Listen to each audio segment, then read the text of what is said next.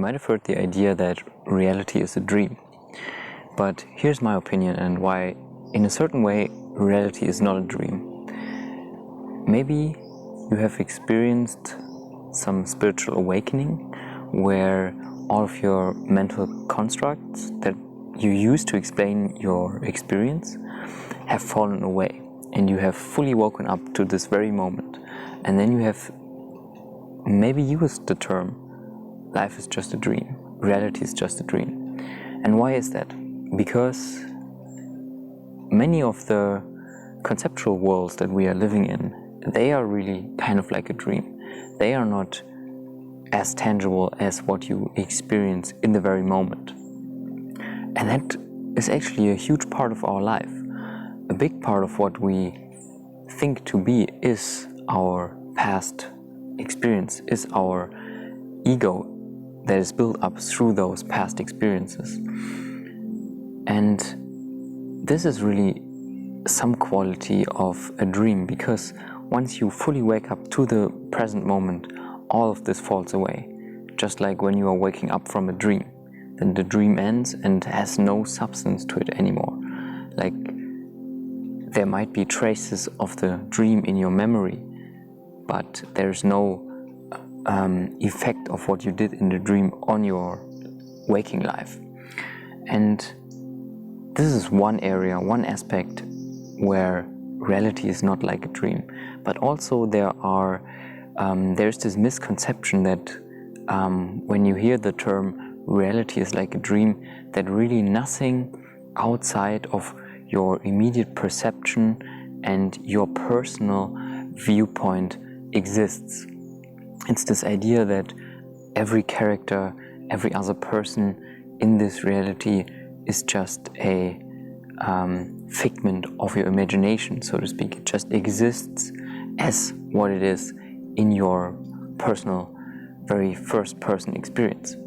And this is also not something we can make a statement about. It's not something that we really can know. It doesn't make sense to really say something about this or go to such an extreme when we say reality is just a dream, because there's no evidence for or against this kind of viewpoint, this kind of reality, this way of explaining the world to us. It's way too nihilistic. It's such a radical reduction of spiritual ideas that really lacks a lot of other aspects of our experience. For example, these people who are such nihilistic and have such a nihilistic worldview, they might just lack a lot of empathy. They might lack in the area of being able to really feel a connection to others. They might really lack in the ability to see the world in the eyes of others, to project not only their own viewpoint on the immediate experience, but also really feel into what others might perceive in this very moment, what their viewpoint might be. And so it's just an expression of their way to see the world. And I think not many people have this nihilistic worldview, but you might have certain spiritual experiences along your path that lead you down this road, and you might think this way for a certain period of time. I have been guilty of this myself. I have struggled after a deep awakening so much with this question, like, do other people really exist? Do they, or are they just illusions that I myself dream up?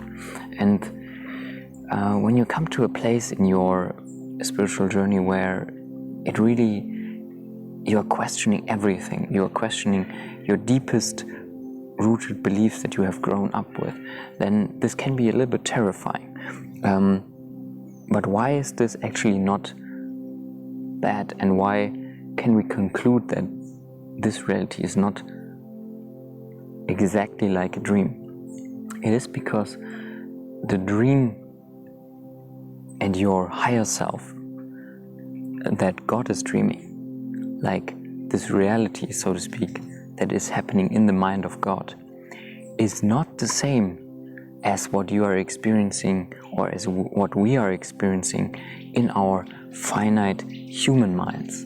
It's not our own personal viewpoint that we should take as God's only perspective. I know when you wake up to your higher self as the embodiment, as the human form of God itself, then you might easily at first think that this is all there is. Like, you are God because you have experienced yourself as God, and so as this experience as God is really only one, you mistake and take that back into your personal life and think that now, because of this experience, all of this, what you are experiencing, is also one, and therefore the only thing and experience that there is. But the Godhead is dreaming everything.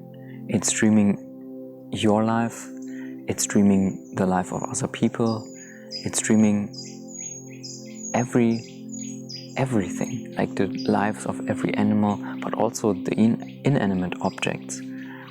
It's different forms of consciousness. It's different manifestations of what you would call the mind of God.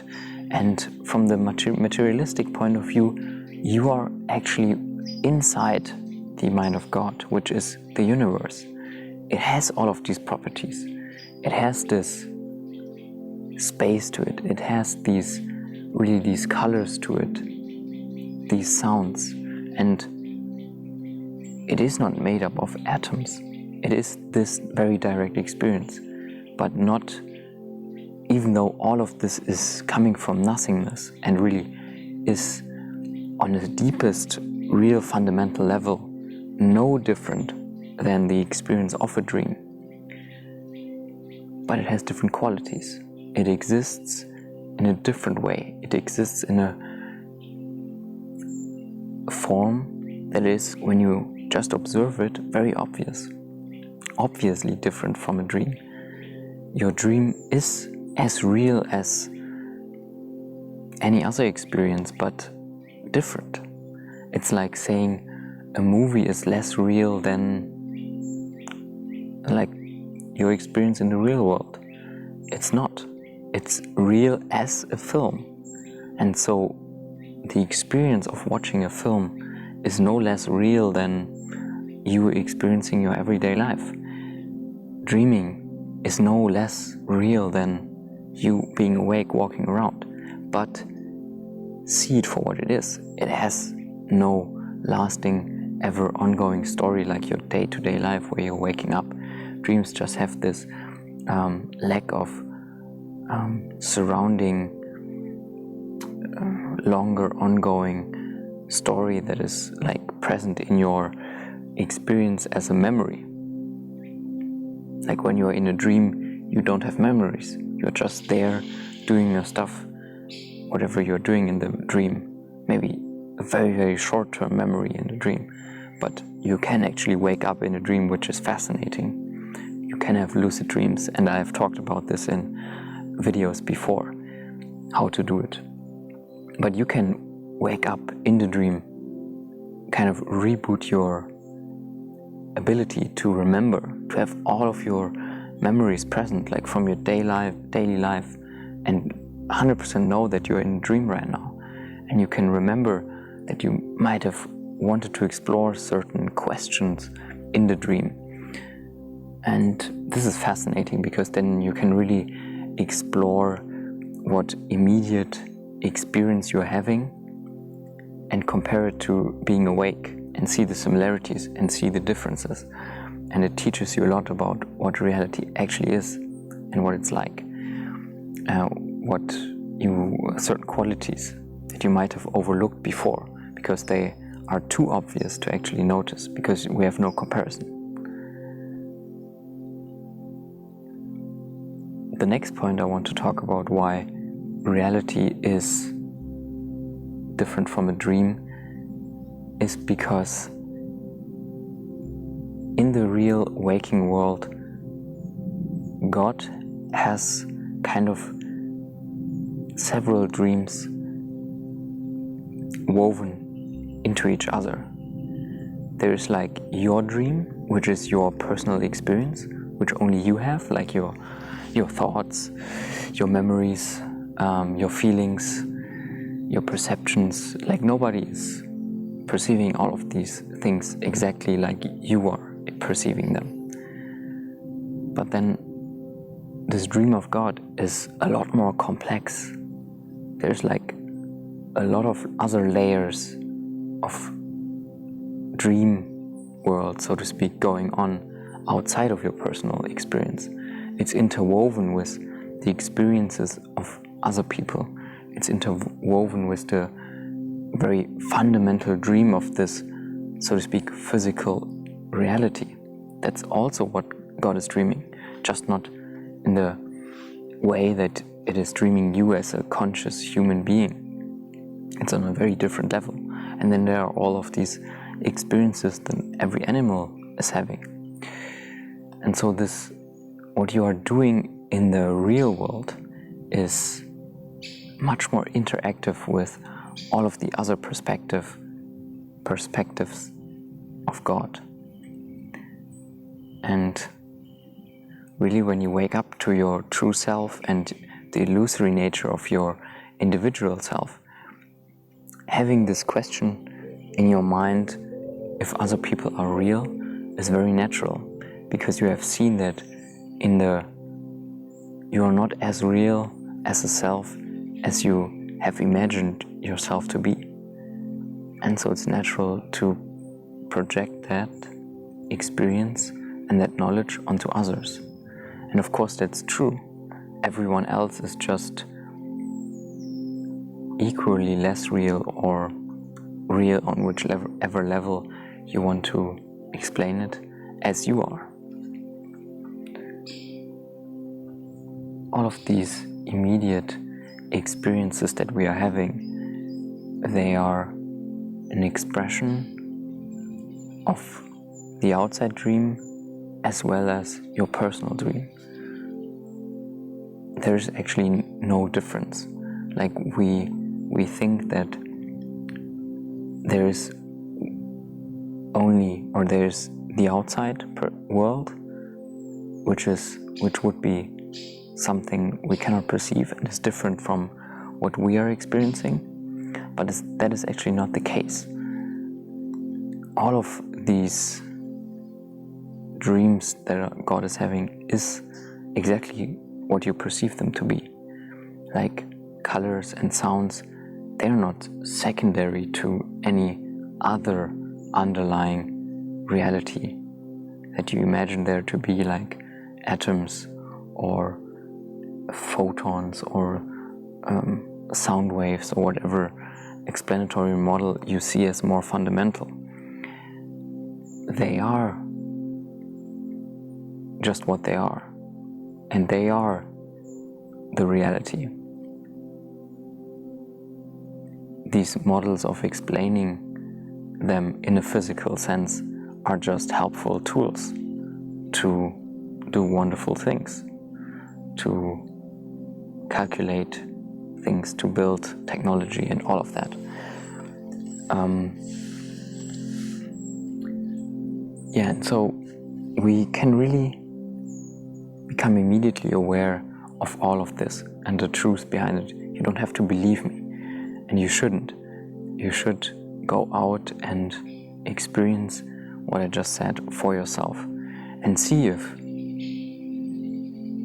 one of these explanatory models are more true for you.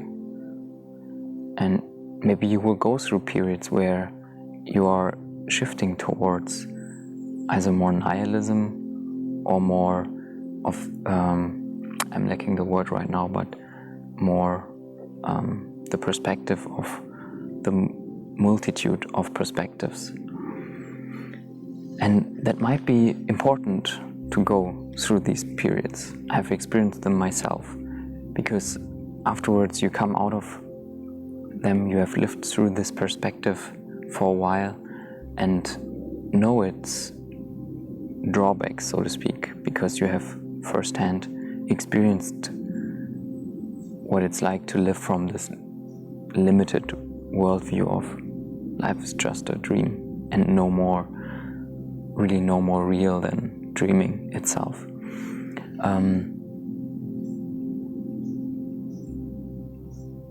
I guess that's it. Thank you for watching and see you in the next video. Goodbye.